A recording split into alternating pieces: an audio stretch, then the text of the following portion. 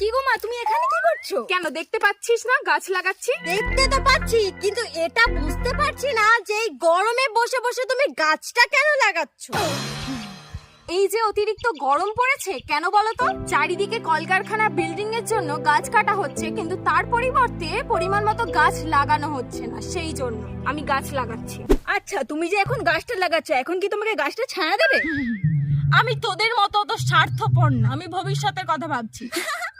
এখন যদি এত গরম পড়ে থাকে, তাহলে ভবিষ্যতে কলকারখানা বিল্ডিং এর পরিমাণ তো আরো বাড়বে, তখন আরো গাছ কাটা হবে, আরো প্রকৃতির ভারসাম্য নষ্ট হবে, তখন গরমও আরো পড়বে।